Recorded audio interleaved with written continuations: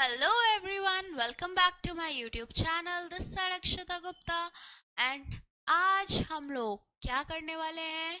आज हम लोग सेकंड लास्ट टॉपिक करने वाले हैं मॉलिक्यूलर बेसिस ऑफ इनहेरिटेंस का।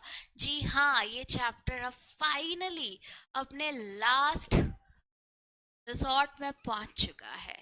यस, सो आज हम लोग क्या देखने वाले हैं बच्चा? हमारा ह्यूमन जीनोम प्रोजेक्ट। अब ये जो पार्ट है, ये पार्ट है थोड़ा रट्टाफिकेशन का। अब भाई कितना समझेंगे? हमने ट्रांसक्रिप्शन समझ लिया, रेप्लिकेशन समझ लिया, ट्रांसलेशन समझ लिया, स्प्लाइसिंग समझ ली, हमने ओपेरॉन लैक ओपेरॉन समझ लिया। हम लोगों ने 3-4 एक्सपेरिमेंट देखे हैं just to prove DNA genetic material है।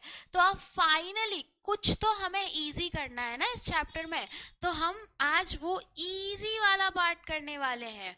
और वो इजी वाला पार्ट क्या है बच्चा? आपका human genome project. Human genome project क्या है? चलो ये अभी छोड़ो, हम देखते हैं ह्यूमन जीनोम प्रोजेक्ट क्या है।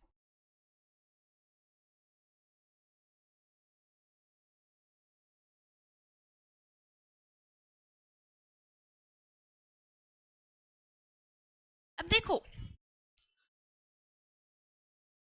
हम लोगों का जीनोम होता है, राइट? मतलब पूरा हमारा डीएनए, ठीक है, जितना भी है, ठीक है। उन सब पे हम लोग अब 2 चैप्टर्स कर चुके हैं रिलेटेड टू जेनेटिक्स। तो इतना तो समझ गए हैं बच्चा कि उन सब में क्या होता है। उन सब में हमारा क्या होता है?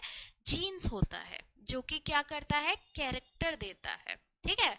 और हमें ये भी पता है कि हमारा डीएनए कैसा होता है। उसमें नाइट्रोजनस बेसेस होते हैं, ATGC, ऐसे लंबे लंबे बहुत ज्यादा सीक्वेंस होता है। इसको हम बोलते हैं सीक्वेंस।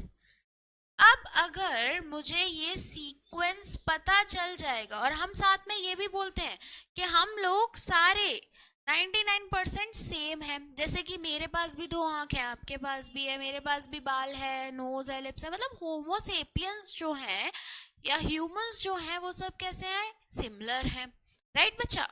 तो हमें सिमिलैरिटी भी है, किसके कारण होगी? ऑब्वियसली इन सीक्वेंस के कारण होगी। बट हम लोग सब एक दूसरे जैसा भी नहीं दिखते हैं।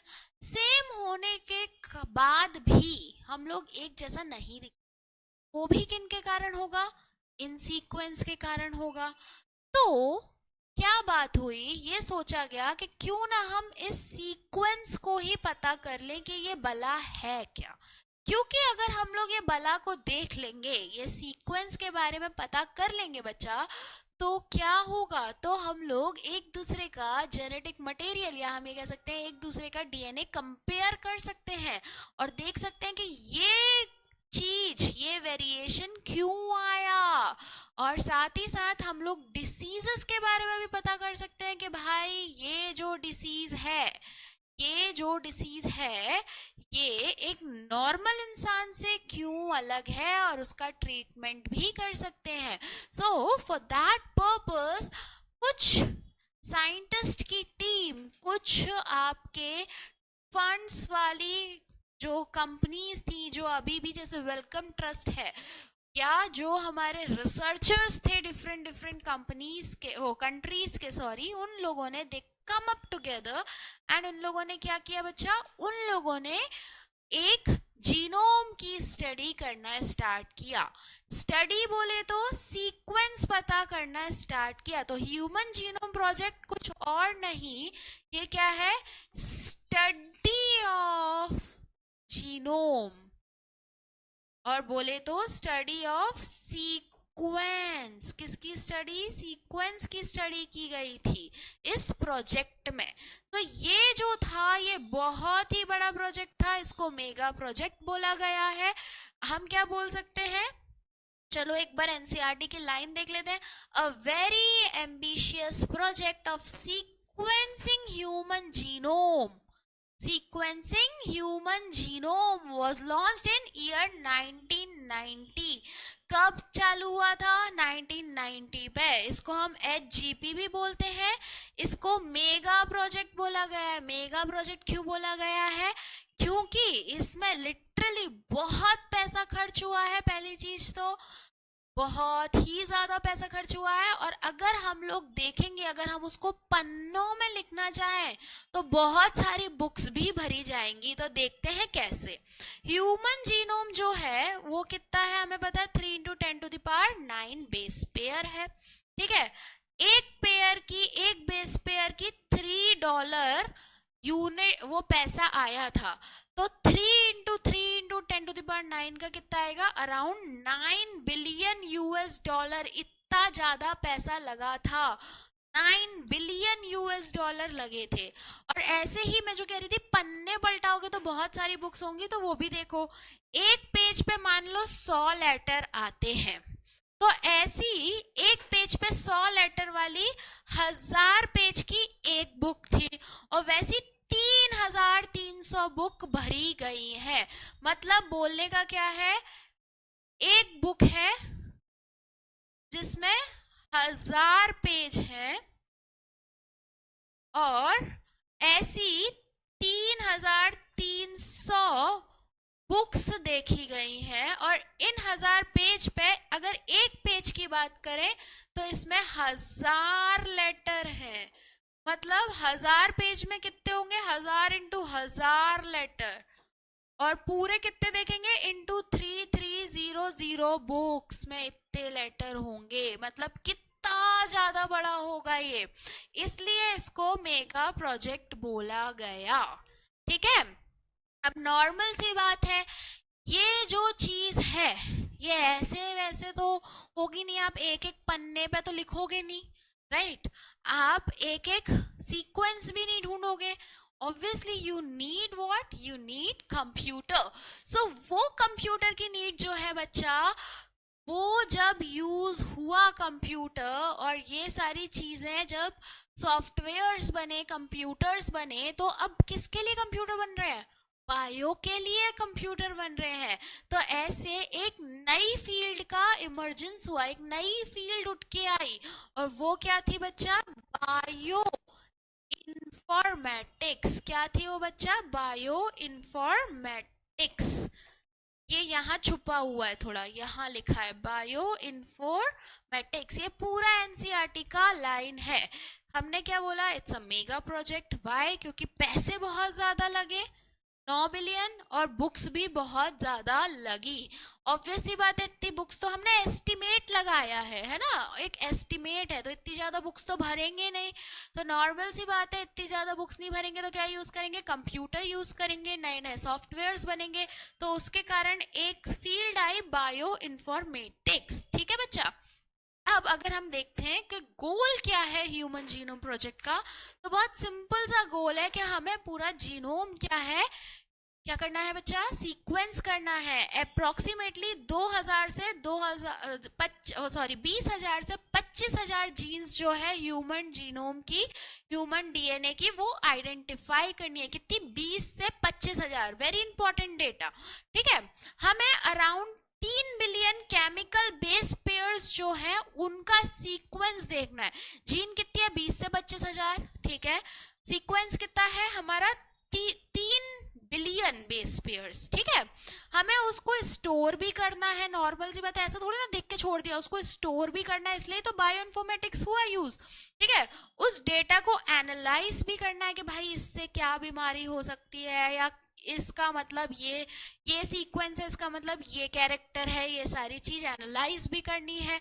ठीक है, और उसको बेटर वे के लिए इंडस्ट्री में यूज करना है। Transfer related technology to other sector such as industries. ठीक है, एंड सबसे बड़ी चीज कि ये जब हम कर रहे हैं तो कोई गड़बड़ घोटाला ना हो, कुछ अनएथिकल ना हो, ये भी मेक श्योर करना है। Address the ethical, legal and social issues that may arise from the project. तो इसके गोल्स क्या क्या थे बच्चा? गोल्स पहला ये था कि 20 से 25,000 जीन्स को सीक्वेंस करना है, उनको देखना है। ठीक है, 3 मिलियन बेस पेयर्स को क्या करना है बच्चा? 3 बिलियन बेस पेयर्स को सीक्वेंस करना है, उनका डेटा स्टोर करना है, उनका डेटा एनालाइज करना है, और कोई भी गड़बड़ ना हो तो उसका सोशल, एथिकल और आपका लीगल इश्यूज भी देख के चलने हैं। और साथ ही साथ हमें इसको इंडस्ट्री के लिए, या फिल्म इंडस्ट्री नहीं, आपकी research and development industry, future के लिए बेटर यूज के लिए भी यूज करना है। So this is the goal of HGP। अब HGP जो था, this is very important page. HGP जो था वो 13 साल का प्रोजेक्ट था, ठीक है। यहाँ पर डिफरेंट डिपार्टमेंट्स जैसे कि US department of energy and US का ही नेशनल इंस्टीट्यूट ऑफ हेल्थ, ये साथ में काम किया, साथ ही साथ UK का वेलकम ट्रस्ट में काम किया, ठीक है। इसके अलावा कुछ कंट्रीज जैसे कि फ्रांस, जर्मनी, चाइना, जापान, ये सब भी थे। हमें क्या याद रखना है, 13 साल का प्रोजेक्ट है बच्चा। US department of energy and national health जो था इंस्टीट्यूट ऑफ हेल्थ, ये साथ में काम किया। Wellcome Trust UK, very important, Wellcome Trust UK ने काम किया, और कुछ countries like China, Japan, France, Germany ने भी इसमें काम किया। ये प्रोजेक्ट चालू कब हुआ था बच्चा? 1990 में चालू हुआ था। कब चालू हुआ था? 1990 पे। और खत्म कब हुआ? 2003 पे, 2003 में खत्म हुआ। मगर जो हमारा क्रोमोसोम नंबर 1 है बच्चा, क्रोमोसोम नंबर 1 है, ये सबसे लास्ट में खत्म हुआ है। इसको बाद में वापस सीक्वेंस किया था और ये खत्म हुआ है 2006 में। तो project was completed in 2003, but the sequence of the chromosome 1 was completed only in मई 2006, ठीक है। कब कंप्लीट हुआ? 2006 में। तो अगर हम लोग देखें तो इस पेज से हमें क्या डिटेल मिली कि 13 साल लगे प्रोजेक्ट में। कब से कब तक? 1990 से लेके 2003 तक। बट क्रोमोसोम नंबर 1 जो है वो हुआ 2006 में, ठीक है। एक और लाइन लिखिए, this was the last of the 24 human chromosome. ओ भैया 24 काहे लिखा है? 24 इसलिए लिखा है, हमारे तो 23 पेयर्स होते हैं, तो भाई 24 कैसे हुए? 24 ऐसे हुए, इसमें से 22 जो होते हैं वो तो क्या होते हैं? ऑटोसोम्स। और जो लास्ट वाला होता है उसमें एक X होता है एंड एक Y होता है, तो हो गया ना 22, 23, 24, ऐसे 24 है ना। तो 22 autosome and 1 X and 1 Y। तो ये आपका क्या हुआ? देखा, सीक्वेंस किया गया। अब ह्यूमन जीनोम प्रोजेक्ट जो था उसमें ह्यूमन के जो मतलब आपका जो ह्यूमन का जो सीक्वेंस है उसके अलावा भी जैसे कि बैक्टीरिया, ईस्ट हो गया, ड्रोसोफिला हो गया, प्लांट में राइस हो गया, इन सब का भी क्या किया गया? सीक्वेंस किया गया। अब यहाँ पर बात आती है कि मेथड कौन सा यूज किया, तो बच्चा 2 मेथड यूज किए गए थे। एक था एक्सप्रेस सीक्वेंस टैग, एक क्या था? एक्सप्रेस्ड सीक्वेंस टैग, जिसका क्या बोल सकते हैं हम लोग? EST, ठीक है। एक्सप्रेस्ड मतलब जो चीज एक्सप्रेस हो रही है। तो इसने क्या किया? सिर्फ वो सीक्वेंस का हमने देखा, उसी सीक्वेंस को हमने देखा जो कि क्या थे? एक्सप्रेस हुए थे RNA में। तो इसमें हमने क्या किया? Only sequence the expressed RNA, जो एक्सप्रेस हो रहे थे RNA में उसी को सीक्वेंस किया गया। फिर है सीक्वेंस एनोटेशन, सेकंड जो मेथड है उसमें क्या किया? सीक्वेंस एनोटेशन मतलब सारा जीनोम कर दिया, वेदर कोडिंग पार्ट हो या नॉन कोडिंग पार्ट हो। Sequence of whole genome, whether coding और नॉन कोडिंग, भले ही आपका कोडिंग हो, एक्सोन हो, इंट्रॉन्स हो, सबको कर दिया। और सीक्वेंस एक्सप्रेस टैग में क्या किया? सिर्फ उसको किया जो आपका क्या था, आरएनए बना रहा था, only sequence the expressed RNA. ठीक है बच्चा, टेक द स्क्रीनशॉट। अच्छा यहां से लेते जाओ, take the screenshot, cool, take the screenshot, cool. Now now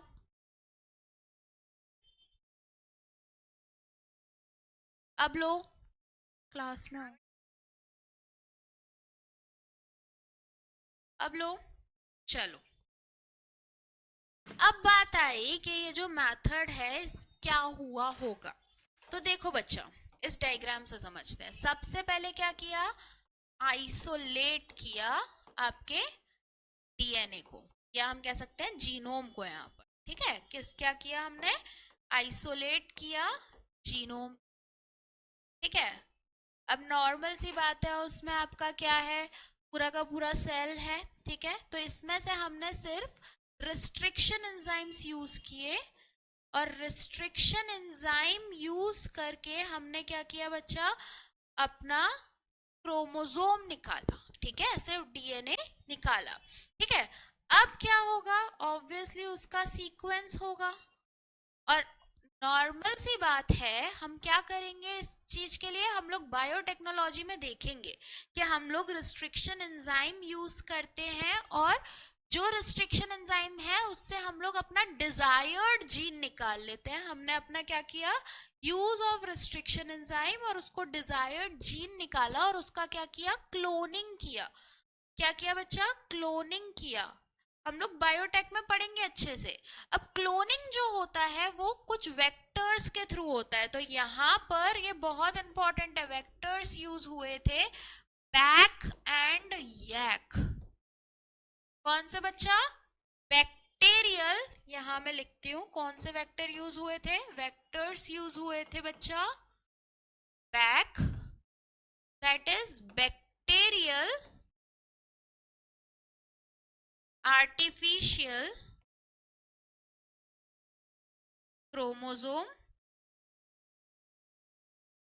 and दूसरा यैक, यैक इज यीस्ट आर्टिफिशियल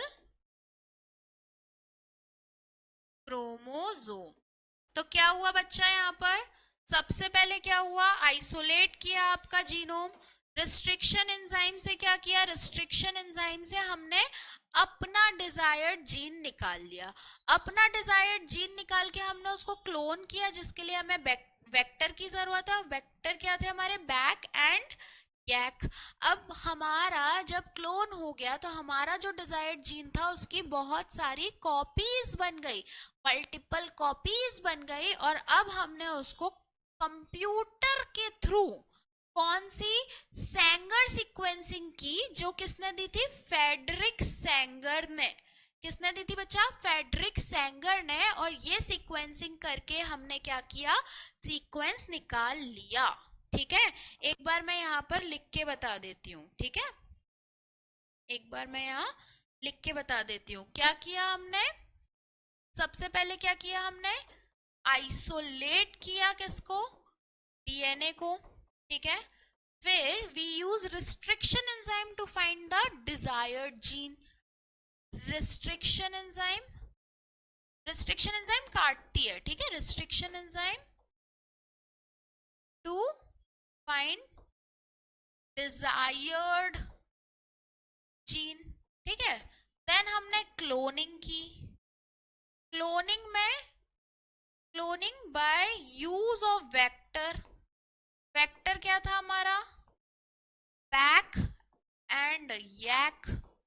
ठीक है, देन हमने यहां से हमारे मल्टीपल कॉपीज आ गए, multiple copies of gene obtained.